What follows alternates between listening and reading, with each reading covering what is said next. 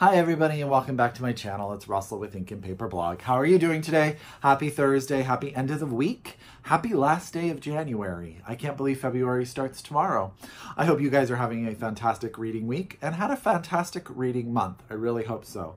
I am here today to do another read and reviewed video for you. So 3 more books to talk about. These are going to be books 10, 11, and 12 that I have read so far in 2019. Just so you guys know, I've actually already read 13 and 14 and 15 as well, but I'm trying to space these videos out so they're not all back to back.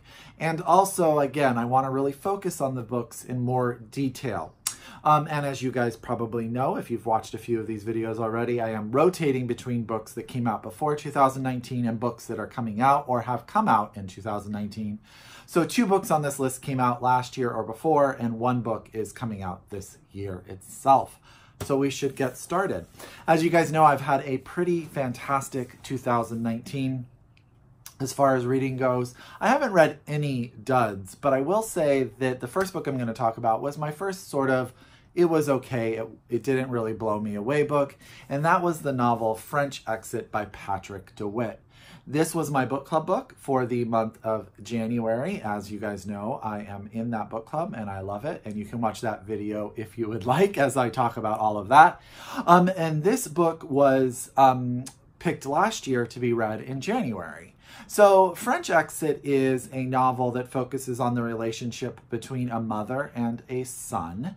What has happened is many years ago, the father figure passed away. The mother took the son out of school, and basically they have this really weird, stressful, complicated, codependent relationship. Now, I will say my book club read this book. It wasn't my favorite book, and I'll tell you some more about that. But the other 5 members of my book club absolutely adored this book and loved it. So I was very much in the minority. So if anything that I say piques your interest here, know that 5 people that I trust very much when it comes to book absolutely love this. So there you go. So what is a French exit? French exit is sort of a term for people, or when people are at a party or an event and they just leave without saying goodbye. They sort of just ghost their way out of the event. That's called a French exit. And this is a story about this mother and son. What has happened is that they have sort of gone through all of the money that was left to them when her husband died, and the bank is about to seize all of their assets. So what is decided is they sell what they can and they get on a boat to France to sort of escape it all.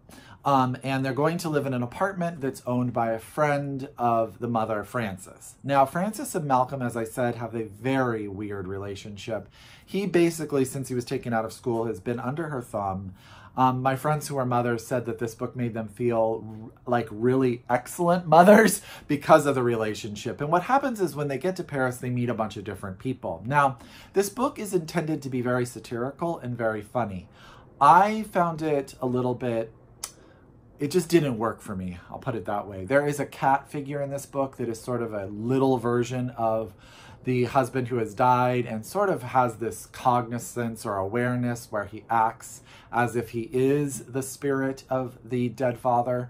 And there's all of this stuff that happens that has, like, I don't know. A lot of people in my book club book said it was very funny. For me, it just didn't work. Maybe because, you know, I don't like books that tend to be funny and more of a dark humor and a very dark reader. So it could be very well be me that just didn't get it, that it just didn't work for me. But what happens is all of these people come into Frances's and Malcolm's life, and what happens sort of goes from there as they basically are spending the rest of the money that they have. The book is definitely a social satire, so if that's your kind of thing, you may click with it more than I did. But, you know, my book club really loved it. It didn't work for me. Solid 3-star read. Definitely wouldn't say don't read it, but I'm not going to be running to give it to anyone. So that is French Exit by Patrick DeWitt. The next book, on the other hand, I would absolutely give to 100,000 people, and that is the nonfiction collection of essays, The Collected Schizophrenias by Esme Weijun Wang. This comes out on February 5th, 2019, which is next Tuesday. If you happen to be in the Bay Area or in San Francisco, her book launch party is at Green Apple Books on the Park. She's being hosted by R.O. Kwan, who wrote The Incendiaries, and I will be there. It's at 7:30 Green Apple Books on the Park, at which is on 9th Street in San Francisco. If you're in the town and you want to show up, I highly recommend coming together for this amazing collection. This is Esme's discussion regarding her diagnosis with schizoaffective disorder. And what she does in this collection is twofold. One, she really gives a fantastically fascinating breakdown in history of the diagnosis of schizophrenia. She talks about different, how it has changed through time, how different people have attacked that diagnosis.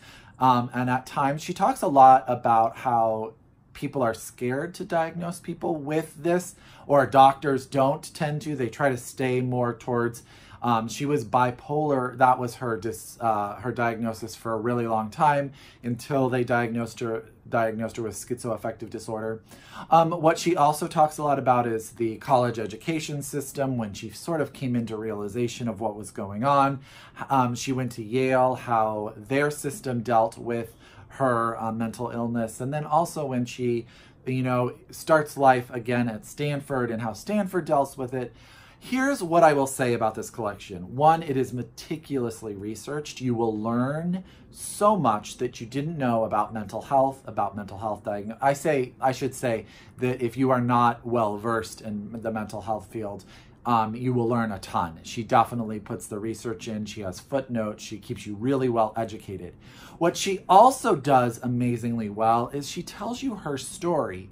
And there's a lot of anguish, and she deals with a lot. But what she does is she tells you in such a way that she never expects you to feel sorry for her. She's just telling you this is who she is. She talks about meeting her husband. She talks about her husband's family. She talks about her own family. She talks about all of the ways that this diagnosis affects her and her life.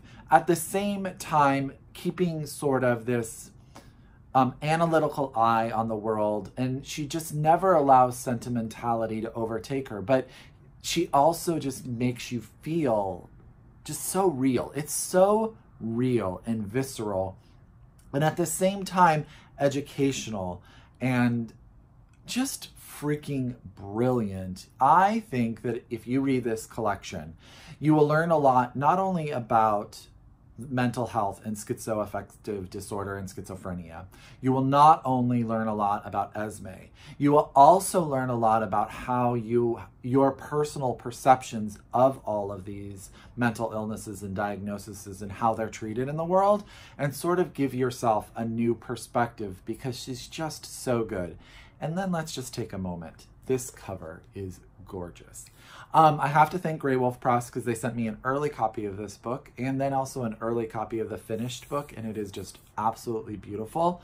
So thank you very much, Grey Wolf Press. Thank you, Esme. This collection is phenomenal, and I have a feeling we're going to be hearing about it a lot this year. That is The Collected Schizophrenias by Esme Weijun Wang. This comes out on February 5th, 2016. You guys, it's absolutely worth the time. Last but not least this month, I read the YA novel The Poet X by Elizabeth Acevedo. Now, this won the National Book Award last year for young adult fiction, and it is freaking amazing as well.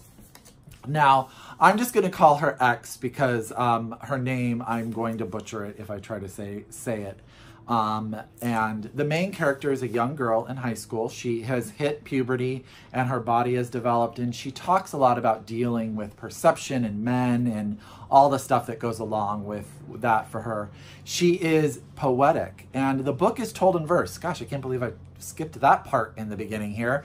The book is told in different poems that are just brilliant. They never get in the way of an amazing, fantastic story, but this is about her.